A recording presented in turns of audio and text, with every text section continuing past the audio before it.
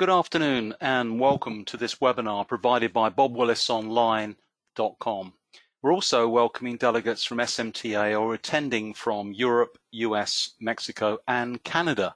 My name is Bob Willis and I'll be presenting this monthly webinar. First, before we start talking about our subject of today, I'd like to introduce you to the control panel, which you have on your screen at this moment in time. Now, the control panel allows you to do a number of things during the webinar. First of all, you can open and close the control panel by clicking on the red button, as indicated here by the red arrow. You can make the image on your screen or on your projection facility go full screen by clicking on the button here, as indicated again by the red arrow. Now, at any time during the webinar, you can ask a question.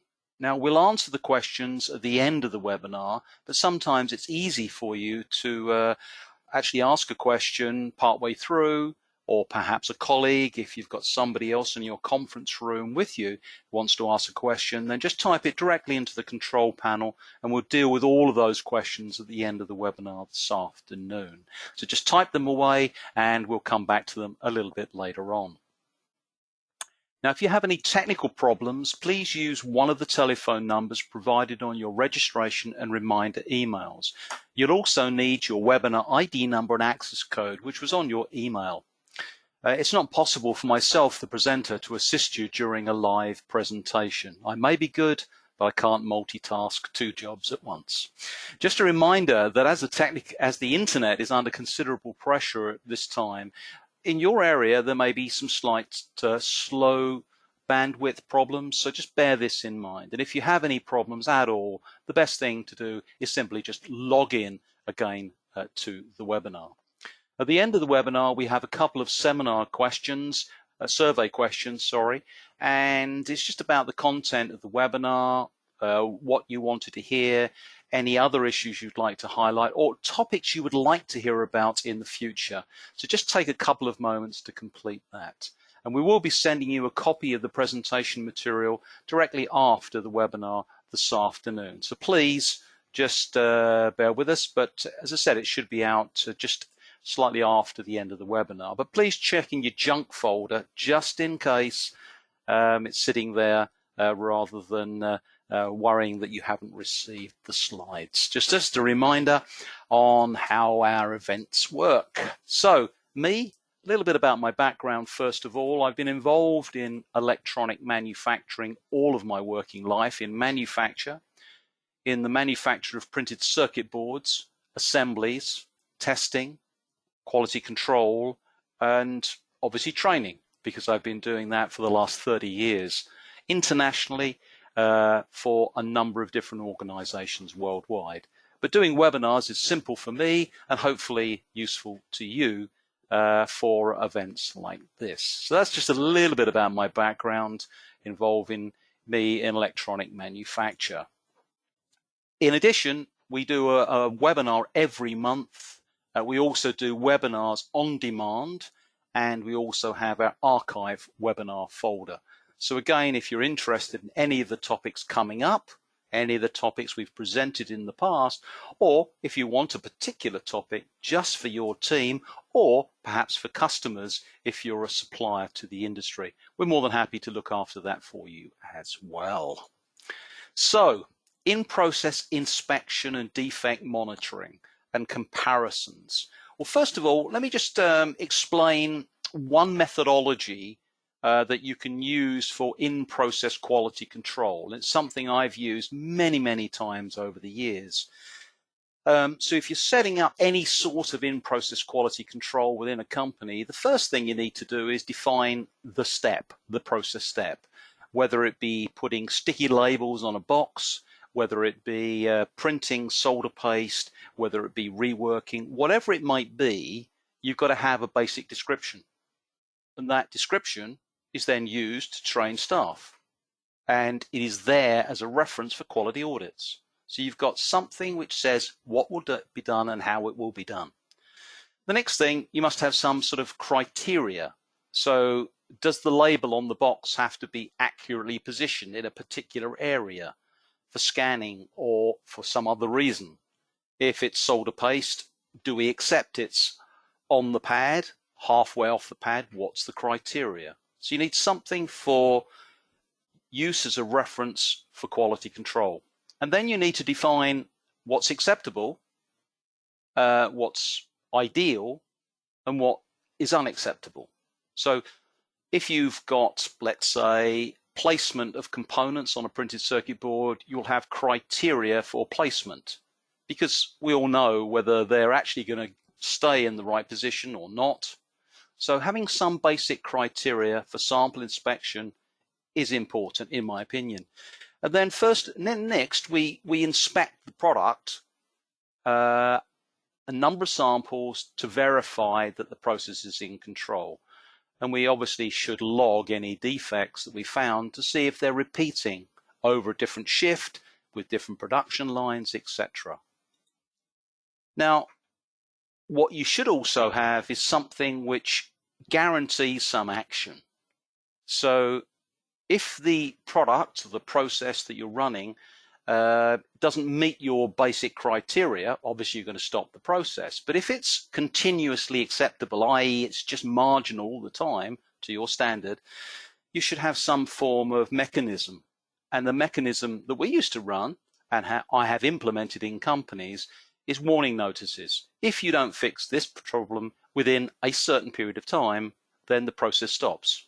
And of course, if any production process stops anywhere in a factory, management get involved, and consequently things get better quicker because there's investment in time or money to correct that particular problem. So you need to have something in place. This is just a simple methodology, but it works. And as I said, I've run it many, many times in companies. You can add in standards, you can add in other documentation, but fundamentally that's in-process quality control. Now, in some companies, they simply have log sheets which say how many defects they've got or how much has been reworked. And this can be done, again, pretty simply with a drawing, or quite often with a picture today on a cinema screen, TV screen, some sort of projection device to indicate what's the defect and where is it. So in this particular case, we might use either a color pen or a computer program to indicate where we get solder shorts or we get solder opens, or if we're talking about wave soldering in this situation, solder skips. So we know that a board through a process gives a particular yield in terms of number of defects. So how many shorts, how many skips, and those are functional defects which will cause a product not to work in manufacture. But again, we want perhaps some other methodology as well, but that's a simple one, can be implemented in 5 or 10 minutes in a company. The same thing can be done for reflow assembly if we're just looking at boards which have been reflowed and then we're doing inspection after rework. Now, of course, we can all employ fancy equipment, which we'll talk about a little later on, but in fundamental terms, the equipment needs to tell you there's a defect or your operator needs to tell you there's a defect. So in this particular case, again, we can use a color pen on a piece of paper, or we can use a computer program or a computer screen to indicate how many defects. Now, over the last sort of 10 or 15 years, companies have implemented inline automated visual inspection. So giving the ability to inspect after printing, after placement, and after reflow. And each company decides on what they want to do, whether it is just having inspection after reflow, or actually having inspection after printing, or having it in each part of the line. It very much depends on your company and possibly your customers, what they actually want. But a lot of companies possibly, don't have the luxury of all of these tools and perhaps don't actually have inline inspection. They just have an inline process. And possibly this is perfectly suitable for some products that have a very high yield. So do you actually need that equipment in place? I think generally speaking today, it is necessary, but it again comes down to finances and also your own motivation as an engineer and obviously as a boss, the company directors.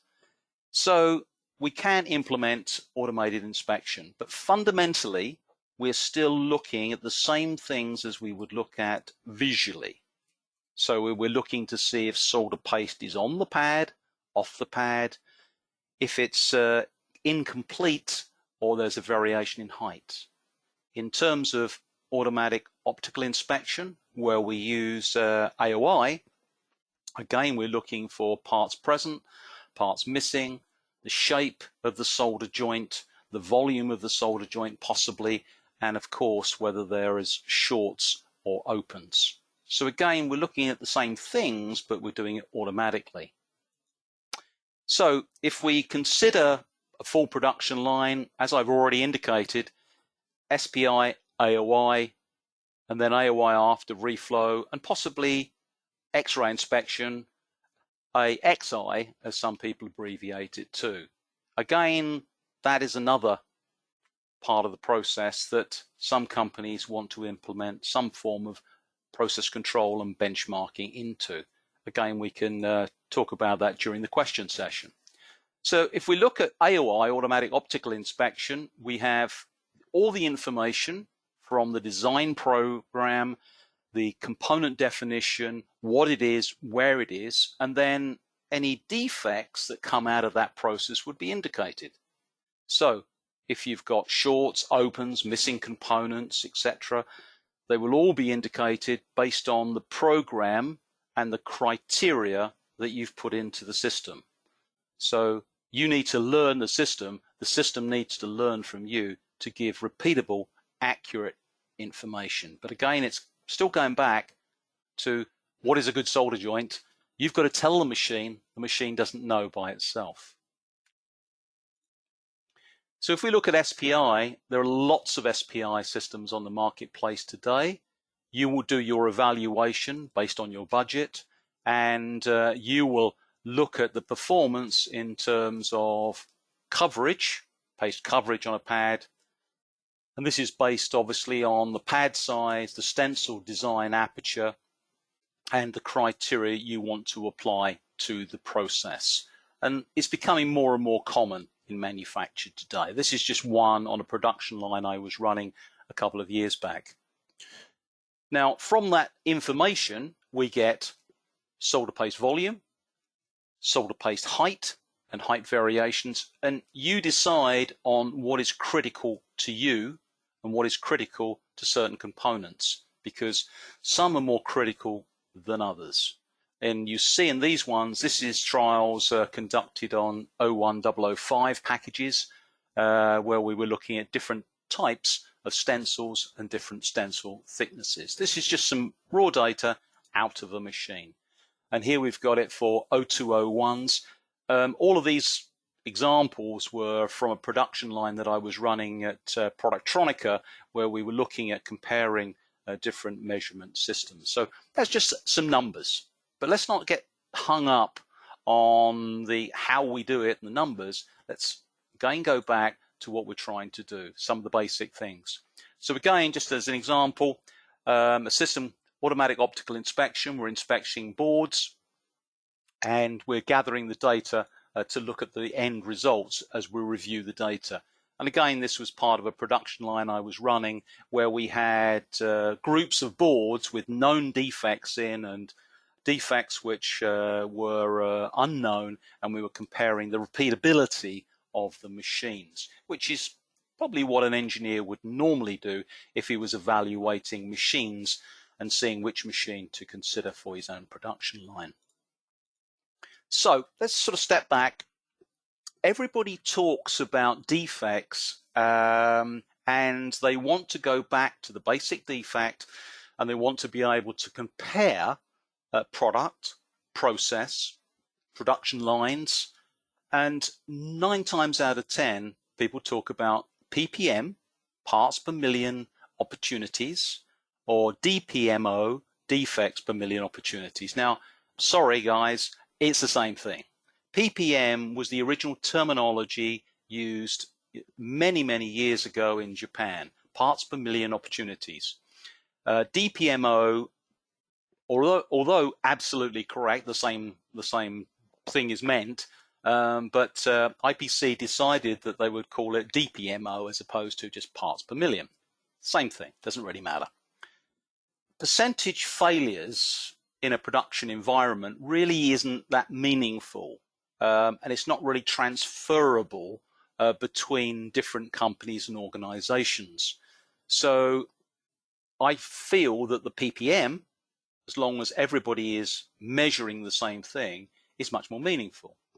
And pass and fail is a bit, we're not sure what that actually means in terms of physical things. How can you explain to somebody that's a pass, that's a failure, unless you've given them some sort of basic criteria? If we're looking at paste, if we're looking at solder joints, etc. So PPM, parts per million opportunities, is what we will be discussing. So back to basics. So how we determine PPM is total defects divided by the baseline multiplied by 1 million is a PPM, or DPMO if you want to use the IPC terminology within the standards that they introduced a few years back. But fundamentally it's exactly the same as companies have used for many years. So if we take an example, if you've got 10 defects and your baseline, actually the number of opportunities for a defect is 5,000, that actually works out at 2,000 ppm. Okay, so there we've got the result from something we don't know at this moment in time, but that's the yield, that's the number. So when people say, okay, my ppm is 10, my ppm is 10,000, what do they really mean? Well, unless they are doing the same as you, it doesn't really mean anything. And unfortunately, what tends to happen is a quality manager goes to a company and he hears these numbers bandied about, 10 ppm, 50 ppm, and he's running a process and it's 5,000, it's 10 million ppm defects. He thinks, whoa, they're much better than me. My process is not very good. But unless you're comparing the same thing, you will always get this discussion, and of course, you will obviously have an issue. So the key thing is get the basics right and then decide what process or what tools you can use or you can afford to use in your own production facility. And call them what you will, PPM or DPMO, I don't really mind. But PPM, let's stick with the simple stuff that everybody understands. So you will also find that some companies talk about final product, and there's absolutely no reason why you can't say that if you're making PCs, you can have a PPM for the final product, which is either rejected at one stage of manufacture or another. It's rejected by the customer, hopefully not. But again, you can apply it to anything as long as there is basic criteria for it. So as long as you set up the situation, the criteria, the standard, the methodology, then you should be successful in comparison. So let's sort of step into our process now. So if we say we look at our printer and we look at boards coming off our printer, then we've got to define, how many boards we look at, how often we look at them, and what do we actually look at. If it's looking at component placement, it's exactly the same thing. How many sample boards are we going to look at to determine what the actual yield is? And again, throughout the process, that's basically what we do. We decide on how many samples we're going to look at. Now, if we're doing SPI, we've got a machine to do the work for us, and as long as the machine can keep up with the production line speed, then you can look at every board if you want to, or you can skip some boards. That's entirely up to you for the throughput you require on your production line. And if your general quality on stencil printing is really high, you may not want to look at every single board. Again, that's down to you. But as long as you log what you're doing so you can compare the results with the basic premise of how you're doing inspection. So let me just take you back a little way, and I'm going to just briefly talk about a project that we ran for a number of years in the UK. It was called the PPM project, and I ran it, and we had at the start 22 companies who were agreeing to monitor their process, inspect at different stages in manufacture, and produce the defect levels anonymously so they could compare. Now, other companies have done this, but they haven't documented, I think, in the same way that we did. And I'm happy to send all of the information, plus the original reports, the procedures, to each of the delegates that are on the webinar this afternoon. And again, there may be something in there that you can take as a basis for what you want to do. But this was the very first time it was ever done.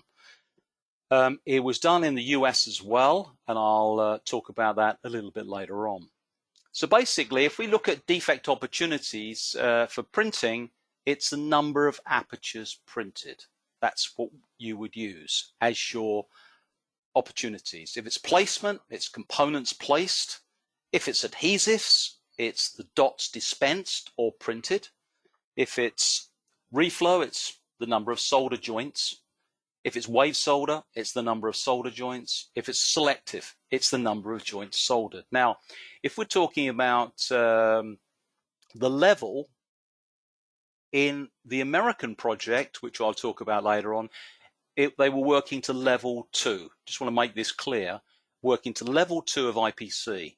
On the processes that we were running, both in Europe and also in the UK, it was for level 3. It's just the team, the companies decided that's what they wanted to do. And obviously, the guys that did it in the US decided they wanted to work to level 2.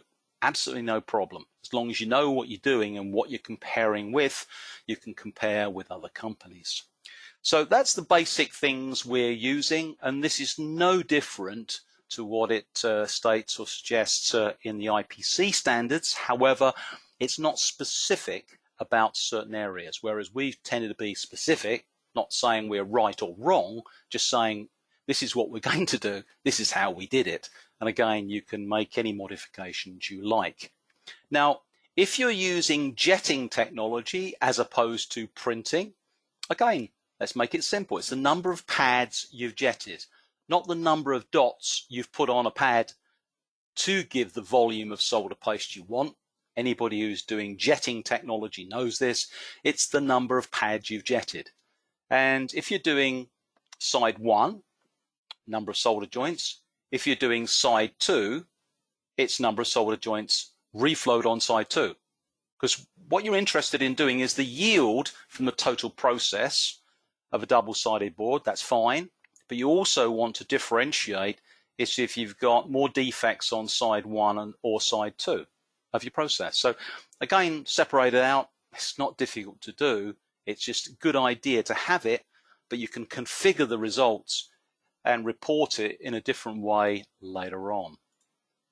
So, and I apologize, I'm going to repeat myself a little bit in some of the next 4 slides or 5 slides, but this is fundamentally the procedure. And what we agreed at our inaugural meeting many years ago when we started this project off, and there were about 150 companies in the audience, 22 wanted to play actively and exchange information, which was more than I thought would actually participate, which is good. So we agreed that we would take a minimum, and this is a minimum of 5 samples, and those 5 samples would have a minimum of 5,000 opportunities. And as you know today, most boards may have over 1,000 opportunities in terms of paste deposit on boards. So, you know, you can easily exceed that. But by saying, okay, the minimum will be 5 samples, the minimum will be 5,000 opportunities, and you will use that to calculate your PPM. Now, some companies did have a SPI back in the day, and but most companies didn't. So this was a manual operation. And we did this the same minimum of once a month to get the process running, and then each company could then expand and do it once a week, once a fortnight, whatever they wanted to do. But again, they were collecting the data in a consistent way. So again, any reported figures are consistent.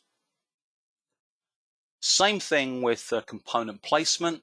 Basically the same text, so I'm not going to go through it with you.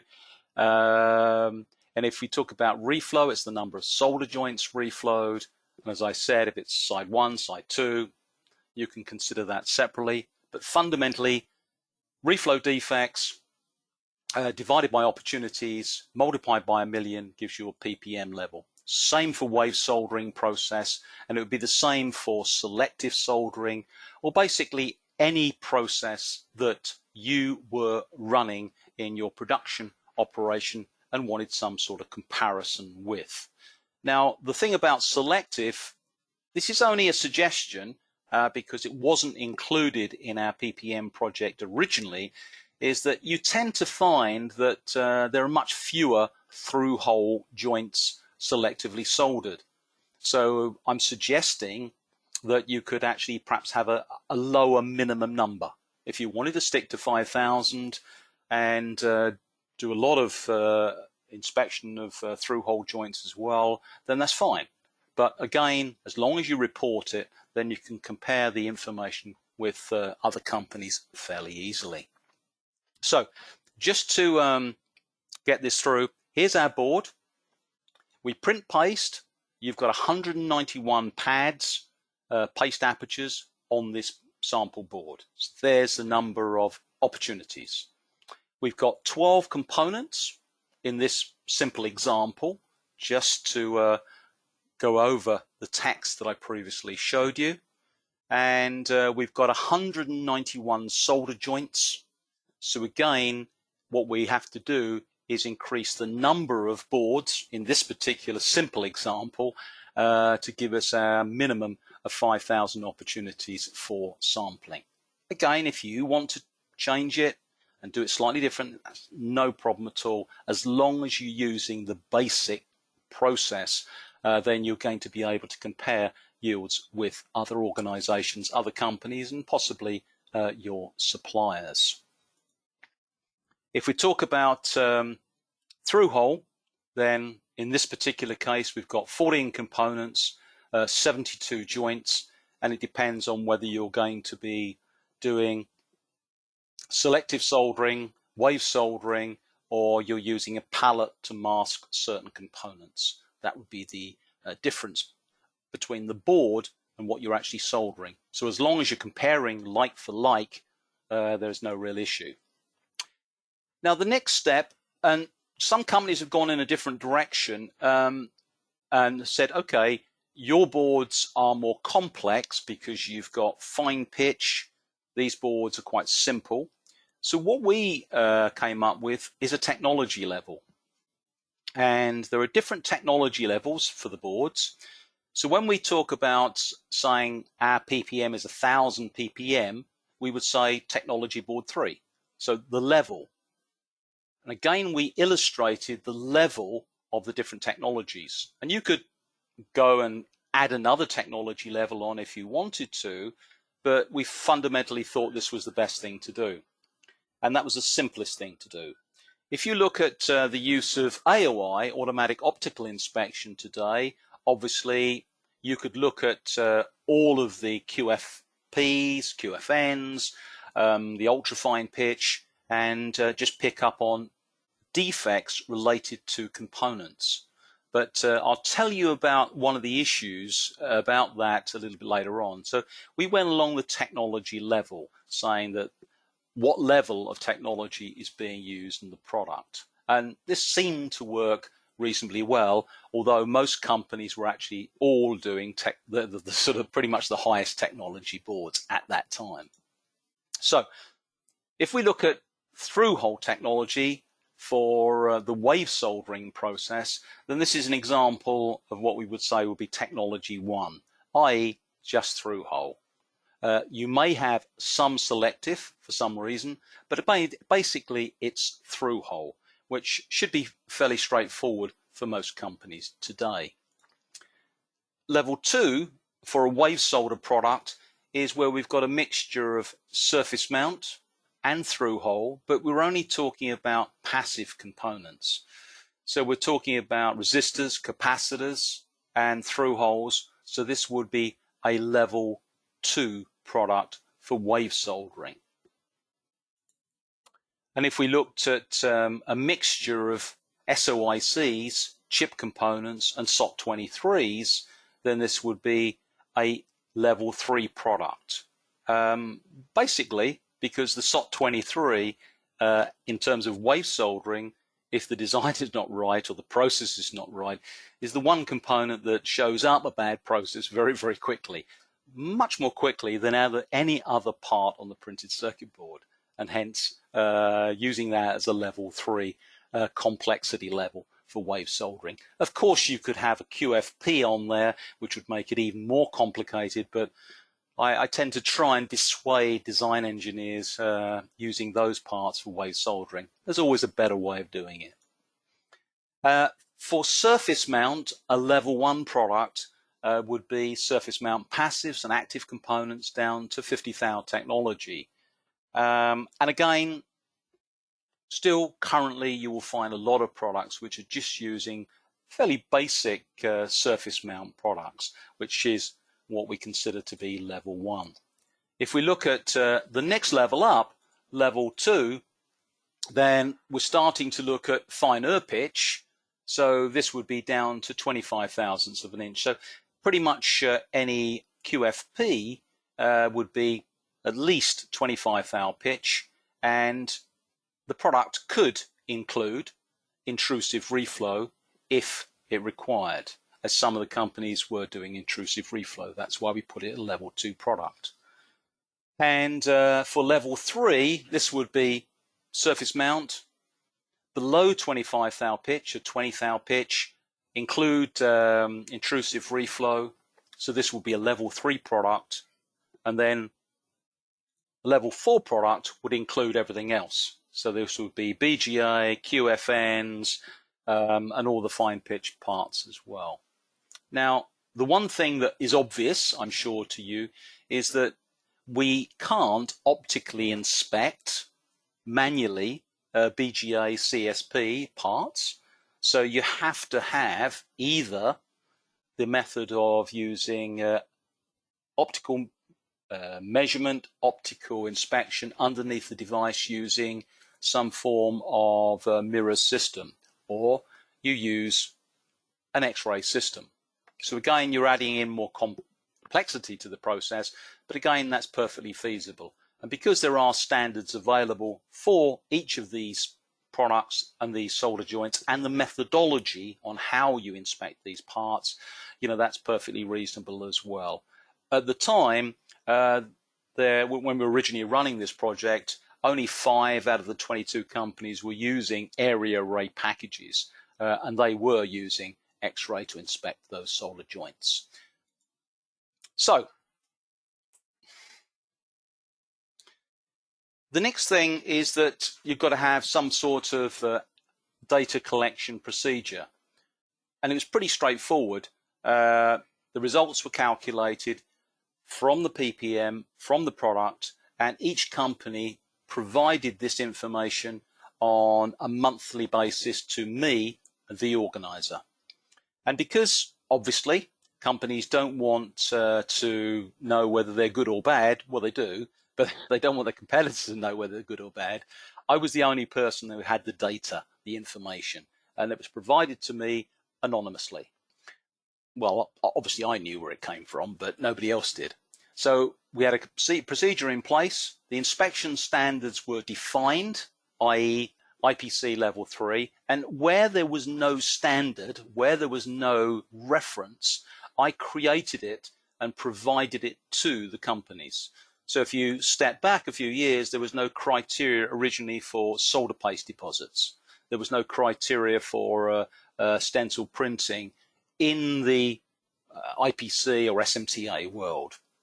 The product design complexity is something we specifically added in, and also the assembly process. So each company defined on what process they were using, what stencil thickness they were using. This was background information, but it again allowed anonymously companies to compare a little bit more detail on how the product was being built and what was being used to obtain the levels of ppm that was seen within the process. And it's one of the things that I keep reminding design engineers to do is when they're subcontracting particularly, they should understand how their product is built. They should understand the yield at their first iteration of their design. So when they're doing their MPI build, you know, what is the actual yield? What is done manually? What is done automatically? And again, it allows them to go back and see any improvements or see what needs to be done to improve the process. If you don't collect data, you will never ever be able to justify a change in manufacture. Okay, so a little bit of more background information, if I may. If you're interested in sort of looking at more detail on this, as opposed to just the information I send to you, you can also look at the IPC standards. Now, IPC generated these standards after we'd started our project. One is calculating DPMO, and one is in process DPMO, estimating the yields for a PCB. So again, these are readily available from IPC, and it might be something that you want to look at and reflect on.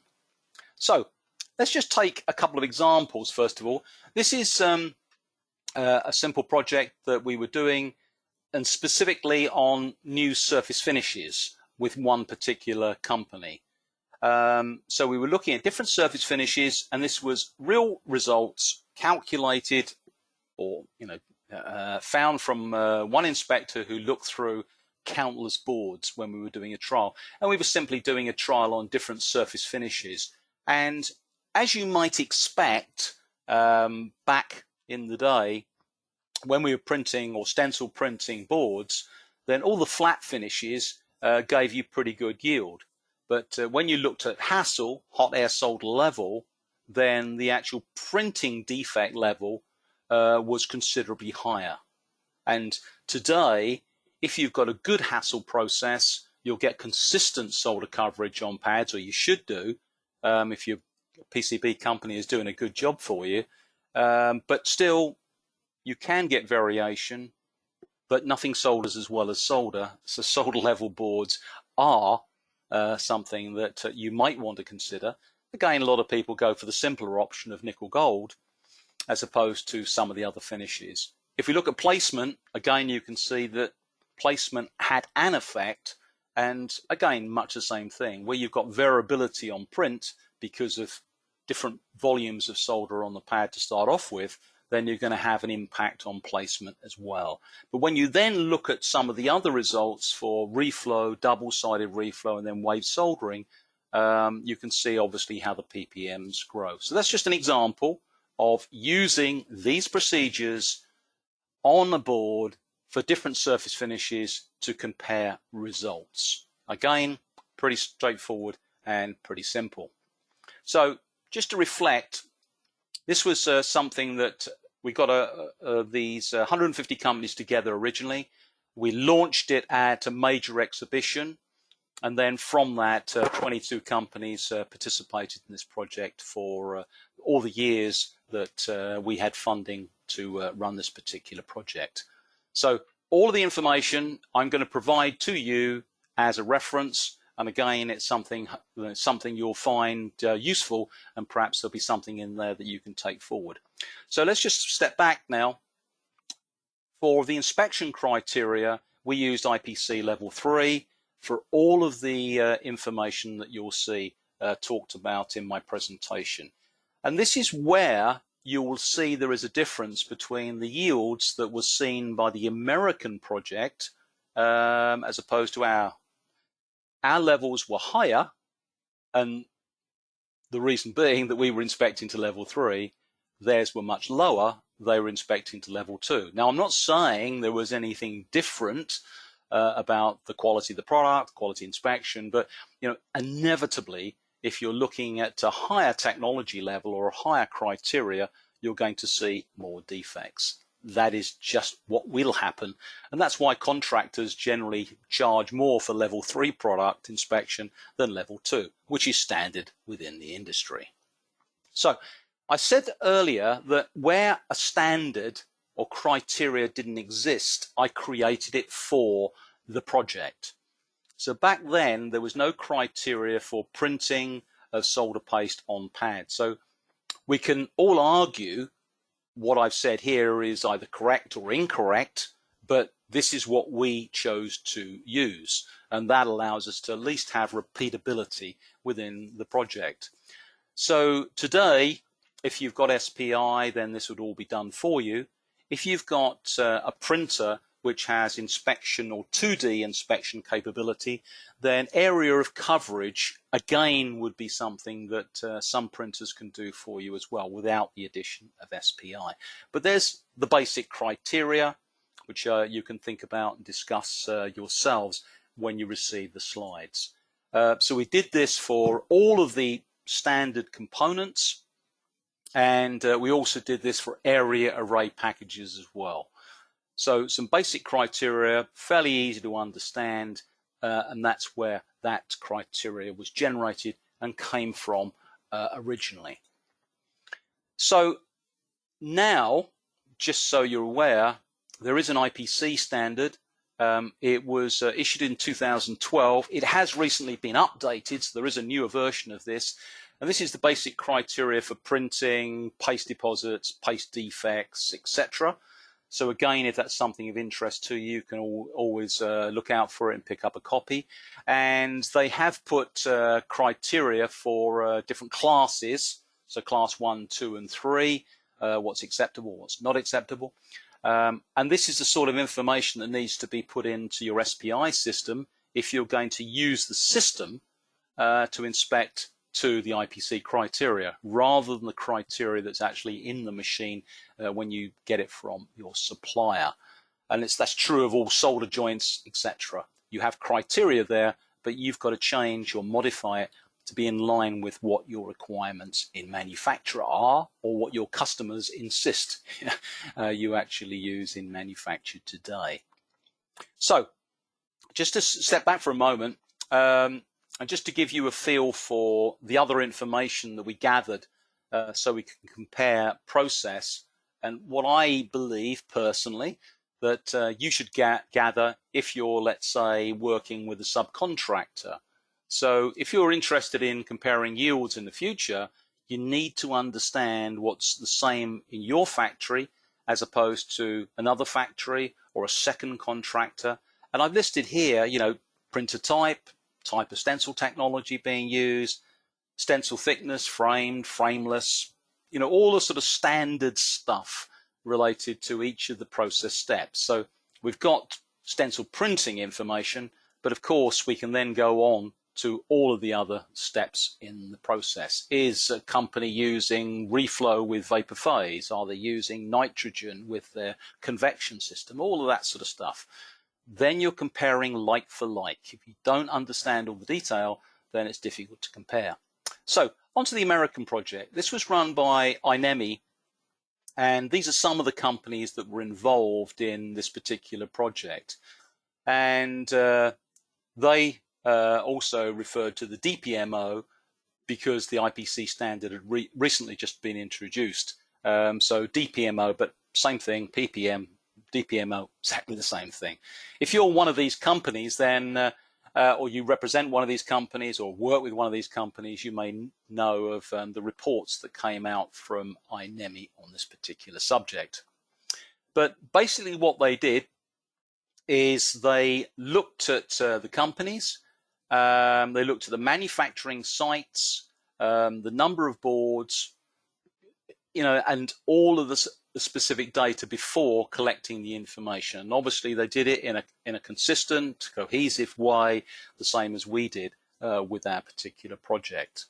And this is the basic information that they shared with me because I was assisting them. Again, just for comparison of what we were doing, there's obviously a lot more data if you're an INEMI member, or one of those companies will be able to share with you. But if you look at the numbers, and look at the total defects, you can clearly see the numbers are much lower than some of the numbers that I briefly mentioned on just one of those graphs, and you'll see on some of the other results that I'll be sending you. But they just looked at placement, looked at components, looked at assembly. So that's sort of the basic data that was summarized in their report. So again, you can't really, unless you've got a full copy of their report, do a true comparison. Certainly the number of boards inspected with all of these companies was a lot more than we did in our particular project. But again, you can compare the information if you can get a copy of their reports as well. The one thing I just need to say is that the project was run and inspected at IPC level 2. So on all of the solder joints, through hole fill, surface mount misplacement, all of those was level 2 as opposed to level 3. I personally have an opinion, you may or may not accept this, but I personally have an opinion that pretty much any product that is produced today should be able to achieve the minimum requirement of level 3. I don't honestly think it's difficult to manage and make products to level 3. That's a personal opinion, and I'll say that to anybody. When you look at misplacement, minimum hole fill, it's not difficult to achieve that on the majority of products today. Personal opinion. Okay, so from the original project, we moved into lead-free technology, and I thought it was useful to just show you, and know that most of you are using lead-free technology for all your products today. But this was a transition from 2006, 7, 8, etc. And you can see here actual ppm levels. Now remember, these are defect levels at the different stages of manufacture. So screen printing, placement, reflow, etc. And these are non-rework samples. They are off the production line before anything is done to the product. Because that's another thing you've got to be wary of when you're discussing ppm levels. People talk about ppm levels after inspection. Well, what does that mean? Have you reworked? Have you put it through in-circuit test, flying probe test, and then reworked it, and that is the product coming out that you're inspecting, which is not the actual yield from the process. Now, if when you're comparing your process yield and all of your suppliers are doing exactly the same thing, i.e. the product is coming out, it is actually going through one rework cycle, and then you're comparing yield, then fine, because you're doing it in a consistent way. But don't compare yields where you're not doing it in a consistent way. So again, this is the Lead Out project was a project again funded by EU project money, which was kind of nice for them at that time. And we did a lot of different exercises, but this is just some numbers which came from UK and European assembly companies, again working to level 3, and it just gives you some numbers. I'm sorry if you think that some of the numbers are much higher than you see, but are you doing and comparing your process in exactly the same way? You've got to think about that. So what I've tried to do in this webinar is talk about ppm, yield monitoring the process, looking at comparisons, what people do, and give you a blueprint. Now, what I'm going to send you, as I've previously said, is all the information and the reports from our project and the documentation that we used, so you can see and use it possibly for reference, or perhaps there's maybe parts of it which provide a useful insight into what you can do in your own organization. And I mentioned right at the very start the simple in-process control that we used to use in our factory. We actually use that in PCB fabrication as well. So it's not just assembly, but you can use that anywhere really. You define a process, you define a criteria for that step, which then becomes your training aid. So you train all your staff to those documents. So it does two purposes. I quite often find that quality standards don't actually are not used for other things. Well, you know, if there's a quality standard, that must be how you train your staff. So having the two things to be the same is great because you only have to do it once. And in addition, I've given you an idea of what could be done for your own yield measurements. So all you need to do if you've got a question to ask is drop it into the question panel. And I've had a few questions already, so I'll deal with those. But all you need to do is send me a question, and I'll do my very best to give it to you.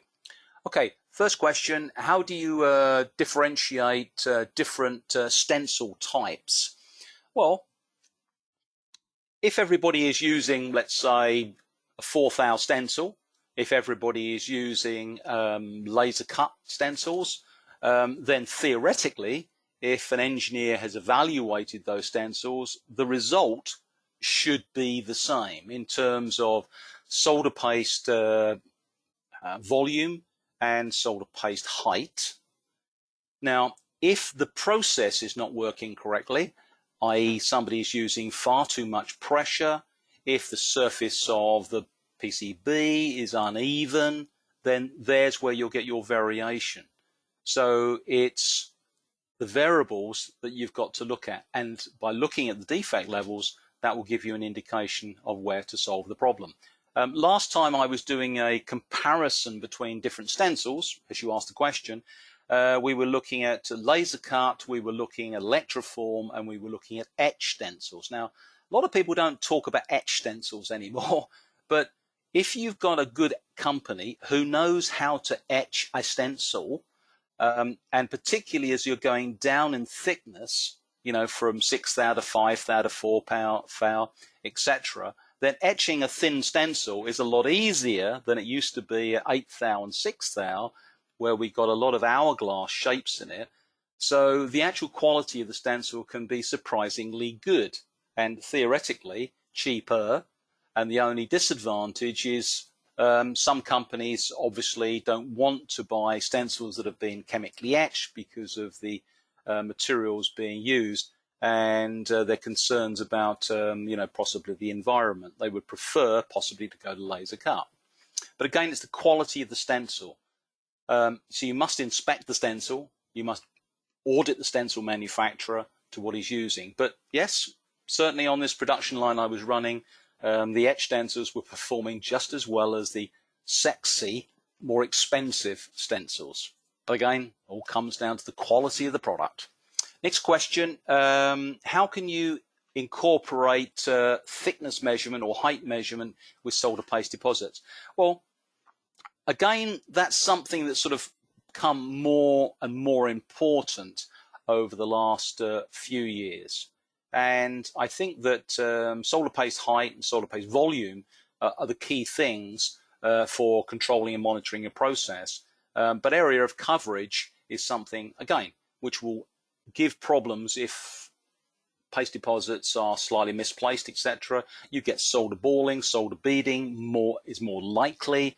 You obviously, the flux residue left behind after the soldering is in a different location because of the print and print position.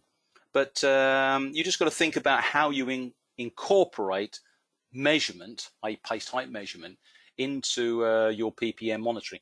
You just got to look a little deeper into what other companies are doing. But certainly that's sort of, you know, sort of kind of standard practice today to look at that, and also volume, probably more so than 2D measurement of paste deposits.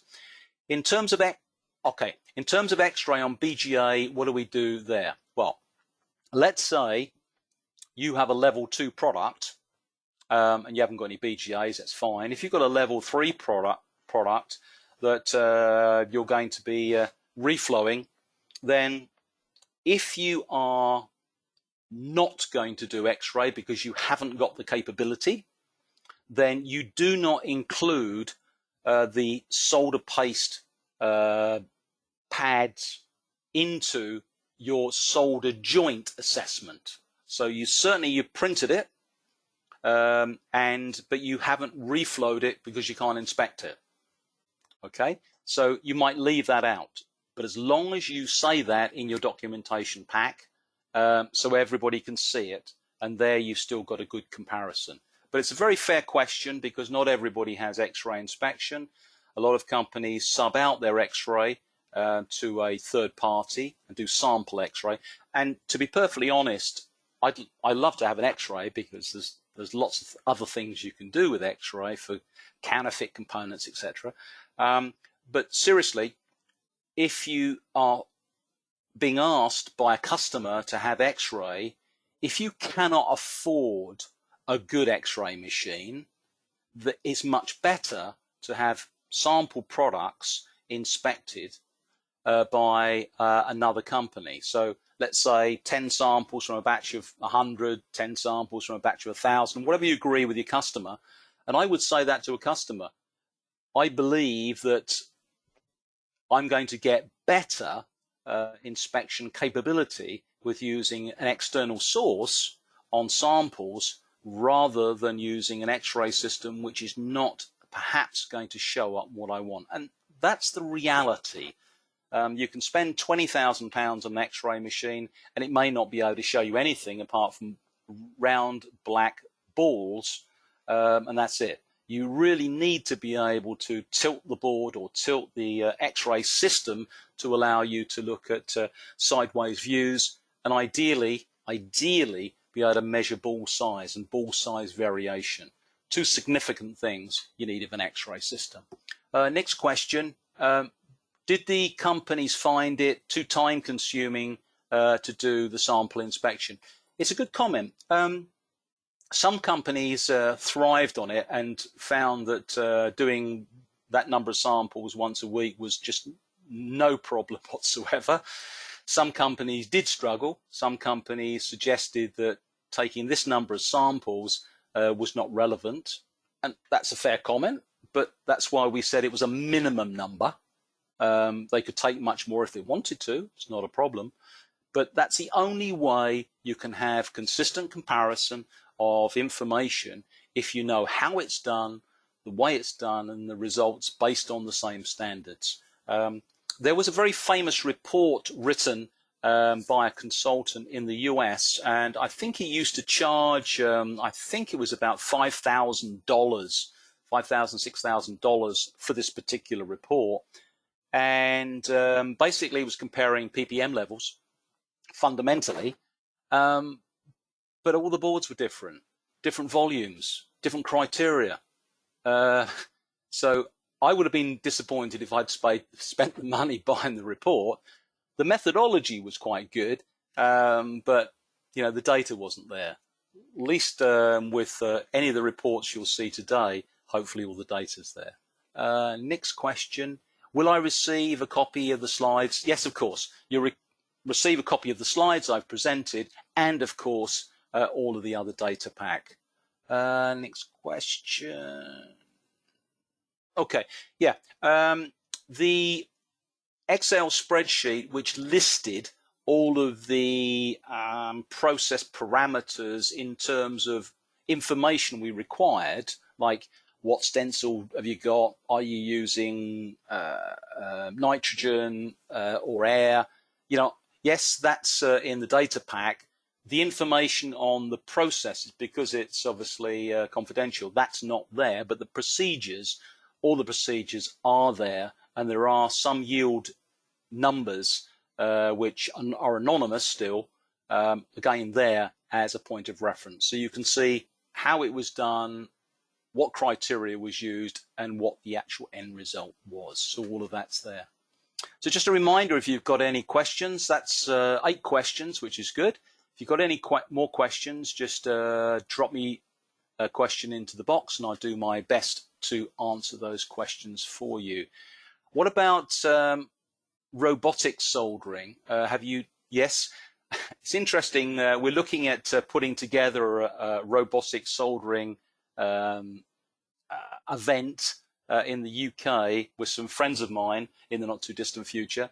I originally wrote a report on robotic soldering with MPL, my good friend Dr. Chris Hunt, for high temperature solders, and you know, I think that it's kind of fun. The only downside or disadvantage of robotic soldering is programming the robots. That can be quite mind-numbing in certain instances, but again, you pay your money, you pay your choice. But yes, the results can be very, very good. You can have some issues that we highlighted in the MPL report, but something that is of interest. And again, there's absolutely no reason why you can't do PPM defect. It's the same. You're inspecting a solder joint produced by a machine to a through-hole criteria. So whether it's sort of level 2, level 3, 100% fill, 75% fill, you can still use it in that situation. Another question, what happens with rework of solder joints? Well, we didn't cover that in the PPM project, but using the general methodology, it should be perfectly reasonable to be able to do this with PPM as well. And it's the same with material comparisons. If you like to either use dipping paste, as I do with BGAs, or if you like to use mini stencils to print paste onto QFNs, which again is my preference. Again, you can look at, you know, the number of apertures you're printing, so again you could work out some defect level or acceptance monitoring level for each of these steps. And as long as you then introduce that to your other partners for comparison, I don't see what problem that would be. Just document it, follow it, and then you've got repeatability. So finally, that's dealt with all the questions. If you've got any other questions, just type them directly into the control panel. I'm going to remain silent for a few moments, and possibly you might appreciate that. It's around 30 degrees C here in the UK, which is very nice, but in my offices it's quite warm. But I'm more than happy to answer more questions. So if you've got any questions, just type them directly into the control panel, and I do my best to answer them for you.